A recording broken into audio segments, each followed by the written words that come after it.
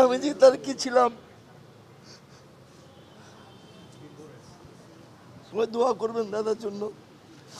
জোহরের নামাজের পরে আমরা দাদার জানাজা পড়ব এবং তারপরে আমরা আজিমপুর কবরস্থানে আমরা তারপর চ্যানেলায়ও আমাদেরকে অনুরোধ করেছে নিয়ে যাওয়ার জন্য, অবশ্যই নিয়ে যাব, সেখানে চলে যাব।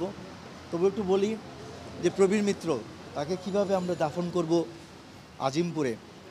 দাদা যখন বিয়ে করেন আমাদের ভাবিকে, তখন তিনি ধর্মান্তরিত হয়েছিলেন, তখন তিনি নাম রেখেছিলেন হাসান ইমাম।